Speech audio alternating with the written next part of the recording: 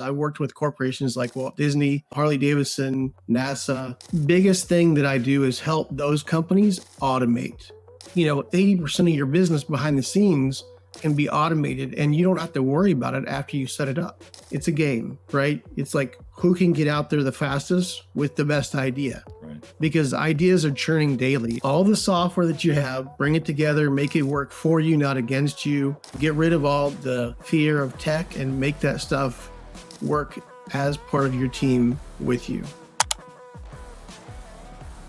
What's up, everybody? I'm Chaz Wolfe, Gathering the Kings podcast, coming back to you here today with another king on the stage. Phillip Brown, welcome to the King stage. How are you, my man? Love starting off the Mondays right. Exactly. I was going to say, it's Monday, baby. Let's roll. Tell us what kind of business that you got, my man. Business automations for anywhere from the small business to where, you're 5, 10, 15 people on your team, plus yourself, up to corporations. I worked with corporations like Walt Disney, Harley Davidson, NASA. Biggest thing that I do is help those companies automate. All the software that you have, bring it together, make it work for you, not against you. Get rid of all the fear of tech and make that stuff work as part of your team with you. That's what I've been doing for 20 years now. So, and tech has changed just a little bit in 20 years, right? Maybe just a tad. Yeah. Just a tad. And we have this new buzzword now called AI, Yeah. Which is just the next tech word, right? And I think that we can be able to get into this, but just give us a little bit of the backdrop of what it's been like to be in a space like technology for 20 years in 2024. Because, you can look back, all industries have changed in the last 20 years. But tech, obviously, the most, right? Like the biggest hockey stick. So tell us, what's it been like to be on that roller coaster? Oh, it's a fun roller coaster. We didn't have these things 20 years ago, right? Yeah. They were in their infancy, and now everybody uses them every day. As a matter of fact, a lot of people do business on their phones more than they do business on their laptops or on their desktops. Yeah. And to that, more people have laptops now because they're mobile than they have desktops. I actually don't own a desktop anymore. Everything that I do is on a laptop or on my phone. So, wow. And you're looking for the next fun thing to work with, the next way to make yourself, your business better. And that's been tech over the past 20 years. It just gets better and better every year. You can do more things. You can have more fun with it. Games get better every year. Productivity tools get better every year. Yeah. So, yeah. The interesting piece, I did a lot of my business from a phone for many years. And then it wasn't really until the last couple of years where I found myself gluing myself to my desk and my desktop a little bit more frequently because there's just consistency to it.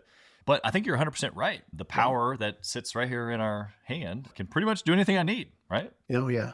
I think the computer that I owned in 94 had less power than my iPhone does now. So, yeah, I'm sure. You talked about, not only just technology growing and okay, yes, the person listening right now, we know that, but what's been the most dramatic change that you've seen specifically for entrepreneurs, maybe even in your business or some of your clients? With the advent of COVID and all that happening, we really understood how to work from home because we were all stuck at home, right? And for those of us who were working with large corporations, it was very difficult because those corporations didn't want to change. They had a mindset that was like, we can't have you work from home. You're not going to be productive. When in reality, it was the opposite.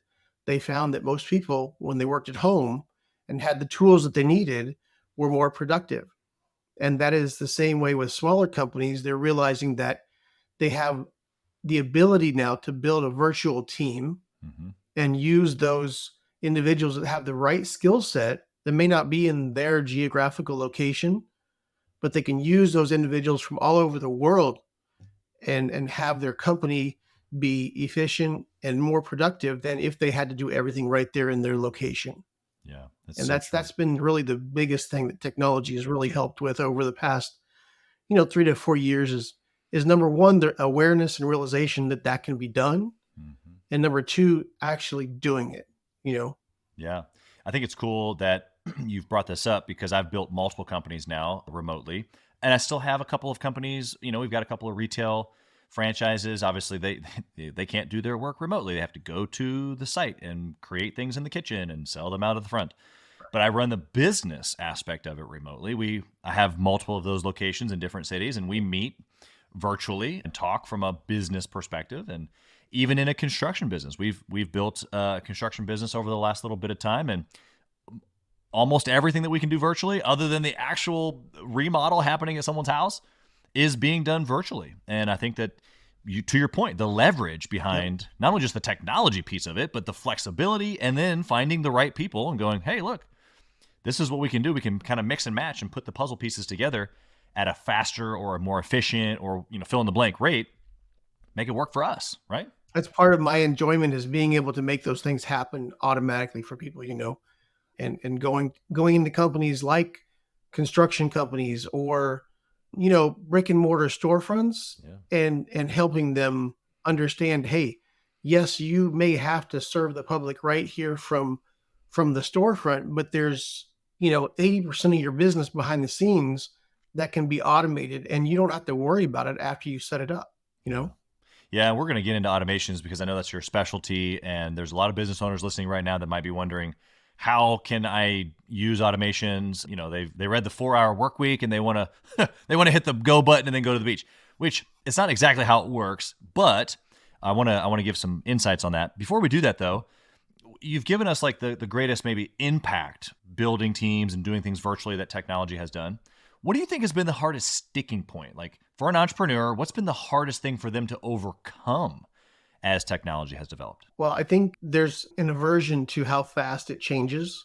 So a lot of entrepreneurs, they have this idea in their head of how they want to do business. And it's, we know once you get into entrepreneurship, you have to be really agile. You have to change with the times. You have to understand where things are going and how things are changing. With respect to like brick and mortar companies, you find a lot of those companies, especially if they're older business owners, they want to do things the way that they've always done them, right, instead of changing to do things more modern, I guess you could say. Yeah. And, even like online businesses, I find, even if they started in the past like 5 to 6 years, they still have an aversion to like trying something new out. They're like, well, this has always worked for me to do, Facebook advertising, or to do Google ads, or to do YouTube advertising. Why would I do something different? Well, because maybe you can automate it, because maybe that's going to give you a stronger stream of revenue, right, or newer stream of revenue, or additional stream of revenue that you can then do things with and give yourself some more free time. Entrepreneurs have this mindset of, I've got to work harder, but you really don't. You just have to work smarter, right? Yeah. And technology helps you work a lot smarter. Yeah. That mindset again has started changing. So hopefully we'll get there. Yeah. No, you're a voice in that change, right? Like you're saying, hey, hard worker. What if we coupled your hard work with some leverage and 10x or 100x your scenario? And I think that's really the piece that entrepreneurs are like, they see it, they might hear it, they listen to a podcast and they're like, oh, that's true for, those big companies. But can the guy out there, building decks, or like you said, the shop owner who's selling, cupcakes from the front, can he really automate his business? And so I'm going to leave that actually as a real question for you. Can they really do it? And then let's go down that rabbit hole. Let's just start unveiling some of those things that you've maybe done with some of your other clients. Smaller companies and mom and pop shops, storefronts aren't the only ones that don't think they can automate certain things. Large corporations have that same mindset, because you divvy up a large corporation in the smaller departments that run as small businesses. Mm-hmm. But to your question, there are tons of things that can be automated, especially with a brick and mortar company or construction, or the guy who's going to come over and redo your deck, like a handyman or even lawn service or anything like that. You can automate all of your accounting and payroll, automating monthly payments, so you don't have to ask for them every month. They just come in automatically from your clients. You can, of course, market to your clients instead of handing out flyers, door knocking, doing direct mailers. On top of those, you can also do some social media advertising. You can do the Google AdWords. You can geographically target your audience on Google and on Facebook to bring those individuals into your sphere of knowledge so that they understand that you're out there and you're wanting to help them with whatever service you're providing. And that can all be automated. You can just monitor it on a weekly basis, or you can delegate it out to someone to monitor that for you on a weekly basis and kind of tweak it to get to the audience you're looking for and to get your numbers up. Yeah, that's good. A lot of great examples there. What do you see when you work with a client, for the first time? And obviously if they're going to work with you, they're open to the idea of automation and technology and how they can leverage those things. But still there's probably a little bit of resistance, like I'm open to you, Philip, but I'm still going to drag my feet in essence. What do you see that they drag their feet on the most? The biggest question that I ask is like, what do you not want to do every day that you have to do? It's like this daily thing or this weekly thing that you have to do over and over and you dread doing it. I mean, it could be like, oh, I got to get up and check my email. I got to see if any clients emailed me. I've got to make sure all the bills, were paid, make sure we got all of our incoming payments from clients, just things that are monotonous. Yeah. The day-to-day, got to do it again, and you don't think about it. It becomes so habitual that you don't realize that you have to do it every day. You just do it. Mm-hmm. If you can remove those things that take 10, 15, 30 minutes every day, you're gaining a couple hours more a week. Yeah, and to put that in perspective for someone who's listening, it might be those things, Philip's talking about them being habitual or even, you're doing them subconsciously. It's what I have found, at least in my experience, is that, after the business day is over and then you go back to work, it's usually those things. It's the office, the accounting, all the things that he just mentioned, where you're, up 9, 10, 11, 12 at night, unless you're like, I use those times sometimes to be super creative and do things that are quiet and stuff like that. But all those things that you've been doing them with, like I was years ago, like I had to spend the evening doing those things because we didn't have automations. And so interesting. What kind of work goes into automating? Like they work with a guy like you and they're thinking, oh man, I don't get this technology stuff. I know it's important, but like, this seems like it's just like a bunch of work and I don't understand it. Like give us a little roadmap of what it looks like to be able to get to a place where I can take a couple extra days because it's all already set up, as you said. It is a little bit work on the front end. I'm definitely not going to lie. You have to understand what your daily procedures are, right? There's a lot of companies out there that they don't have playbooks that they operate. They don't have, standard operating procedures or SOPs that they have in place that they can, use if they need to go somewhere. Somebody else has this that they can look up and, oh, this is what they do every day, right? Right. So that's the first step. Is like, let's optimize your business, create the blueprints, the playbooks, the SOPs that are required for your day-to-day operation, your week-to-week and month-to-month operations. And then we look at what software you have already. Like, what are you using? The average business uses anywhere from 50 to 100 different softwares weekly.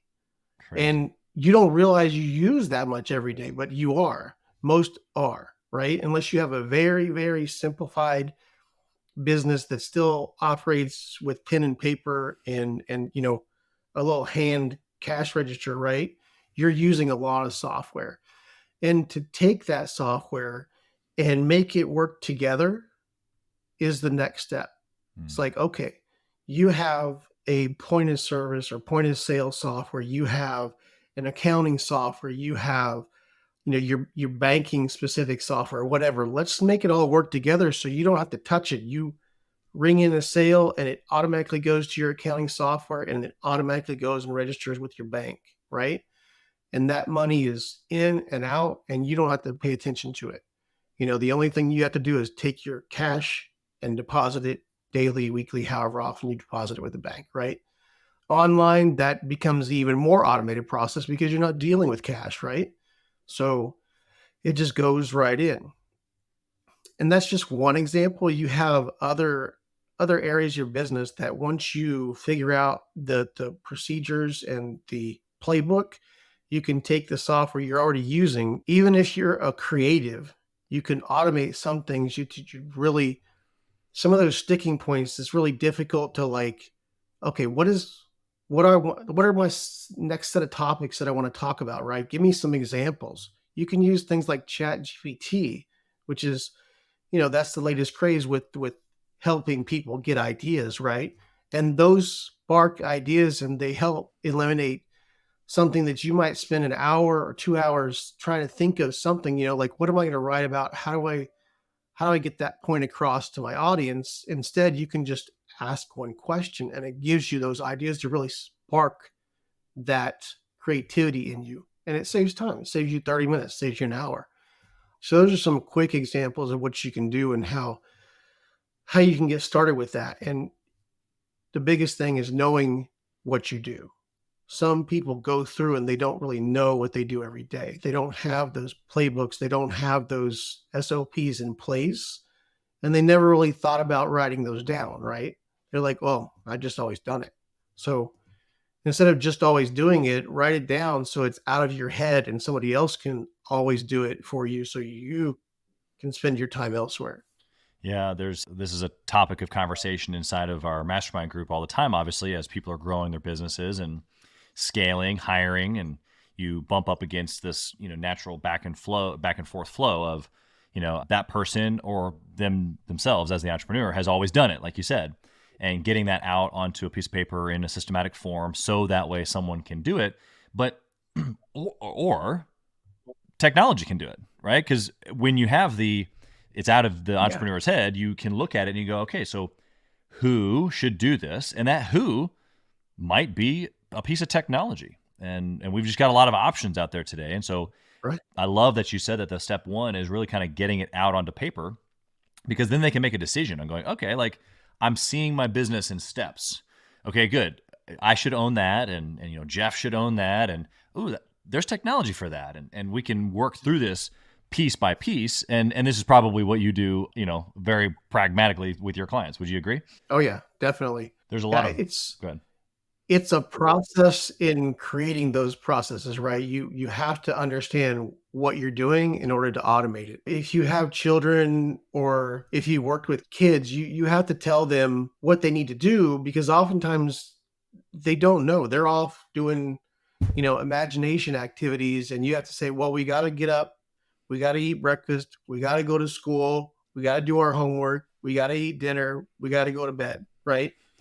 And there's playtime in between there, but that's like a daily playbook for them, right? Right. And if you have that in place, then you can write instructions and they can follow that without you telling them, right?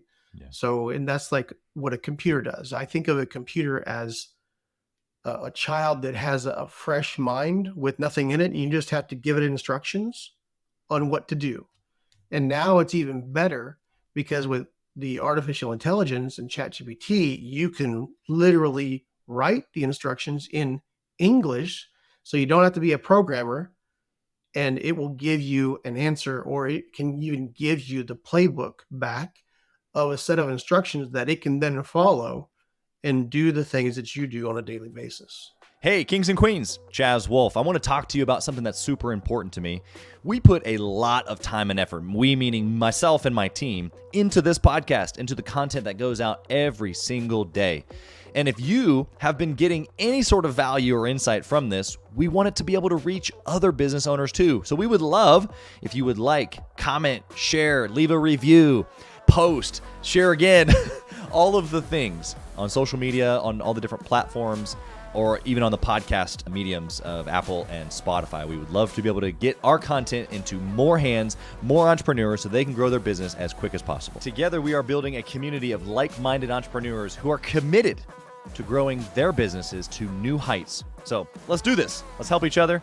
Let's help each other grow. Yeah, so true.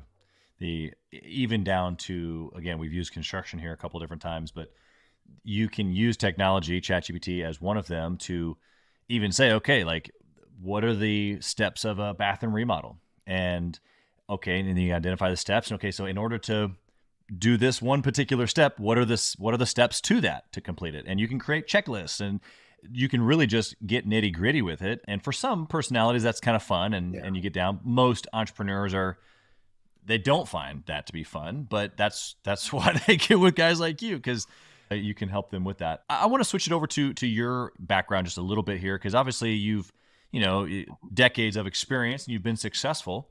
What do you think? Maybe it's technology related, maybe it's just more business related, but what's something that you've done that was just like a oh crap moment, and that you could share and maybe give us some relatability? Because it's like, a lot of people don't think about someone like you who's been successful. Like, well, where did he fail? Like, give us that moment where it just was not your greatest hour, and what was the result?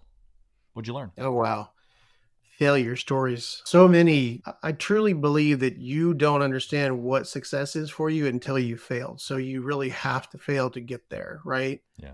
I've got so many examples. I started out in the corporate world developing software for corporations. And, back when I started developing software for corporations, maybe 5 to 10% of the software projects ever made it to the production floor to do anything with customers, right? Because companies were spending millions of dollars on software that basically failed. Yeah. It didn't do what it needed to do, or by the time it was done, something better was already out there.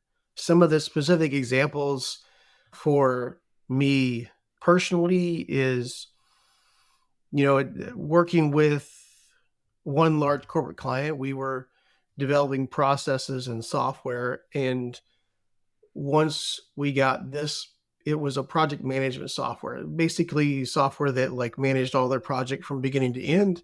And by the time we finished that project, there was another software that was on the market that had just come out that was better than the software that we had just developed in-house.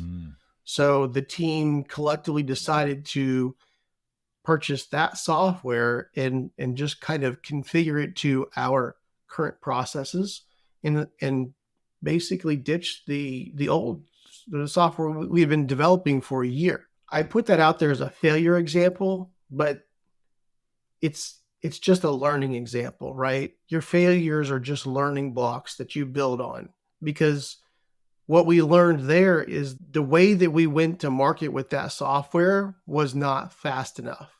So we had to use an agile process, right? You actually get it out there quicker by doing like a minimum viable product. Do a small piece and then build on it, right? And you see a lot of that now in the marketing world. You see companies out there going, hey, we've just released this new software for you to send emails with, or for you to build funnels with. And we're going to be coming out with this next piece that's going to help you send emails or do campaigns, or, it'll manage your Facebook ads or manage this. So you see it now, they're building on top of each other. Right. And so the majority of my failures in software were creating something that was then outpaced by something else. And it's a game, it's a race, it's a game, right? It's like, who can get out there the fastest with the best idea? Right. Because ideas are churning daily. And as an entrepreneur, most of you know that you get new ideas, right? It's that shiny object. It's like, oh, I want to do that. Oh, wait, this is really cool. And you have to really pick what you want to focus on and what you decide to go after. And that's kind of where I've taken those failures as learning blocks and said, okay, now I really need to do this first and get it out to market so that I can get feedback and figure out what everybody really needs, Right. and do that next. Yeah, I even want to take your story and use it as another example, because even technology piece, like using automations or whatever, like I've looked at developing some of our own software. The guy that I was working with is a client of mine. He was like, but have you searched the market for a solution already? Because we can build it, sure. Right. But does something already exist? Probably. So like, I hear you, you're an entrepreneur, you want to like do your thing and you want it to be proprietary and all the fun stuff. He's like, but honestly, there's probably a better tool that is cheaper and that millions of other people are already using that have kind of vetted out all the bugs for you. You should probably just use that. And it's like, as an entrepreneur, sometimes it's like, oh, bummer. Like I can't be original. But what I'm hearing you say is like in that example, even where the company themselves was building it, it's like, and then someone beat them to it. Yeah. Okay. I get it. Yeah. Like minimal viable product. This is huge. Like just get to market, start figuring things out, build a ship at sea. Like that's okay. That people are expecting this actually. But even on the other side of it, it's like, before you even build the ship, there could be pieces that you need that are probably already out there, and you don't have to actually go figure it all out for yourself, which I'm assuming in your industry where you help people kind of put all these pieces together, you see this all the time. Is this right? Yeah. And the beauty of that is you led right into the next thing. And that's why I do what I do is I make all those little pieces work together within your company, because by looking at like, okay, this is the best accounting software for me, and this is the best marketing software for me, and this is the best funnel building software for me, and this is the best whatever else software for you, right? You've already done a lot of that, and you're right. There's oftentimes a piece of each thing out there that you can go get, but making them work together becomes the part that's the challenging, where the magic happens when you integrate all that together and make it work for you. And as many of us want a single platform that does it all, we're never going to be happy with a single platform that does it all. Yeah. Right? Because it's going to take forever to get that platform that does it all. There's a lot of companies out there that have platforms that that they tout that they can do it all. Mm-hmm. But that's the case for a month, maybe 2 months, and then something else comes along and it adds another piece to it, and you're like, oh, I really need that too, So then you got to go get that. Yeah. So, yeah. Which is, I think there's truth to this ever evolving process and us recognizing new tools. But you're right. My experience with the all-in-one tool, that the screwdriver in the all-in-one only fits certain circumstances, and the knife in the all-in-one tool really isn't that sharp, nor is it that big, and all the other pieces, right? It's like it's good, but it's never really that good in any of the one field. So what I'm hearing you say is that if someone's listening here today and they're using a lot of pieces, it's not so much necessarily getting rid of them and finding one singular piece. It's more so maybe getting them to all work together. Can you give a little bit more on that? Yeah. I mean, you've obviously already researched software for specific purposes in your business, and you've loaded that up with your data. Oftentimes you can link the two together and have what you need just by having those softwares communicate with each other. Yeah. Sometimes it's a challenge, sometimes it's not. It just depends on how the software was developed, but there's always a way. With my clients, I never tell them, no, I can't do something. It's sometimes a matter of using another software or time in developing a connection to make those two softwares connect, right? Today, in today's day and age, oftentimes softwares have what's called an API, which is an application programming interface that allows them to talk with each other or other software or reporting platforms and things like that, so that you can make them work together more efficiently and effectively. Yeah. That's good. I want you to roll back the clock. You've been doing this for a long time and you've seen a lot of things in technology. I want you to roll back the clock and you're talking to the younger Phillip. He's standing in front of you and you tap him on the shoulder. And maybe he's got the same mustache. I don't know. What do you whisper in his ear about technology, about business? If I were to whisper to my past self, my younger mid-20s self, learn the programming faster, learn how to sell better, and that would have got me where I'm at a lot faster. I don't think I would be doing anything different today. Computers, software has always been my passion since I was small, since I was able to program on a computer, because I'm kind of a dinosaur. I was, out there when computers weren't even in each home. Right. So, but I did learn how to program early, and it's always been a passion to make computers do what I wanted them to do. Right. So for me, that's the fun, challenging piece, is to make the computer and the software do what I want it to do the way I want to do it. And with learning that earlier and faster and being a better salesperson earlier, I think I could have impacted a lot more businesses and a lot more lives earlier. Yeah, it's powerful. I was just on a pod, I don't know, maybe last week or the week before, but we were talking about the elements of this guy's business, and it kind of came to a head just like it kind of just did for you. And I was like, look, all of these things actually don't matter if I can't communicate and, not tell other people what I want them to do. But in essence, what you've been able to do with computers is what sales and communication is with humans, So it's like, man, what I'm hearing you say is learn computers and learn people. That's it. I mean, the two most important things in today's day and age are communication and technology, right? Yeah. You need to know how to communicate, because we communicate a lot differently now than we did 10 years ago, 20 years ago, 30 years ago, right? That's right. Look at the differences between the generation, the Gen X's, the Gen Z's, the Gen Y. I mean, you have all kinds of different ways to communicate. And then technology has advanced exponentially since, the generation that was born in the 70s didn't have computers to play with. They didn't have video games. They didn't have cell phones, pagers, any of that.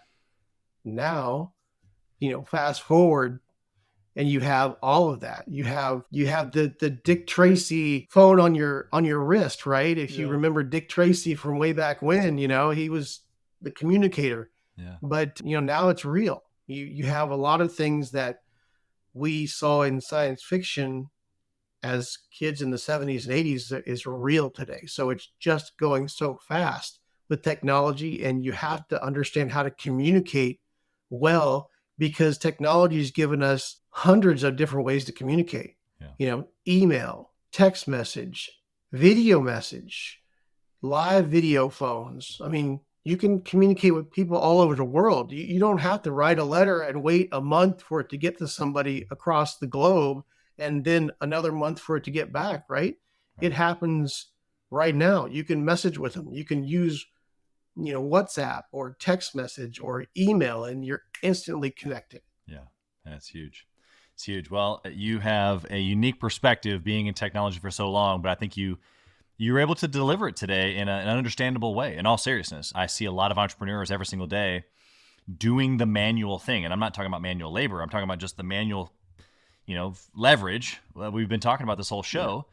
And there's just so many better opportunities. And so how can they find you? If they were like, okay, enough is enough. I want to automate this stuff. How can they find you, Phillip? LinkedIn. You can find me, Phillip Brown, with 2 L's. And you can also contact me through my website is Blu Pitt, BluPitt.com. I do 2 things mainly on there. It's automations, and I do leadership coaching. Also, if you find me on, Facebook or anywhere else, you can definitely contact me there. I'm not super active on some of the social media channels, but LinkedIn I'm pretty active on, as well as, if you contact me directly, I'll definitely get back to you. That's awesome. So in the email, it's pbrown@blupitt.com. So just remember, when you do Blu Pitt, there's no E in the blue. It's BLUPITT.com. So perfect. We'll put all that in the show notes as well, make it super easy for them. But I think that there's a lot of people, entrepreneurs, that are interested in, automating their life and making it easier on themselves. And so I suggest that they reach out to you and see if they can collaborate with you on not only SOP creation, but actually automating those things and taking their business to the next level. So Phillip, we appreciate you being here with us, sharing your expertise. Blessings to you and your family and all the things that you're touching here in 2024. We appreciate you being here, brother. All right. Thanks for having me. Definitely. Thank you for listening to Gathering the Kings today. I hope that you were able to pull out a few nuggets to go apply into your business right away. More importantly, though, I hope that you're realizing that it takes more to be successful than just being by yourself, doing it all on your own, carrying the weight all by yourself. What I have realized, not only in my own journey from multiple businesses and multiple different industries, and now interviewing over 200 or 300 other very successful 7, 8, and 9-figure business owners, is that it's tough to do it alone. And so Gathering the Kings exists to bring together successful entrepreneurs. In fact, we are putting together 1,000 kings, specifically who are grateful but not done. We're intentionally assembling kings who fight tooth and nail for their business, family, and communities. And here's what we believe, that in the pursuit of excellence in those areas, that it ignites within us the responsibility to govern power and forge a lasting legacy. So if that relates and resonates with you, and you know that you need people around you, sharp, qualified, other very successful business owners, I want you to go to gatheringthekings.com. I want you to take a look at what we're doing and see if it makes sense for you to be part of our pursuit to 1,000 kings. Talk soon.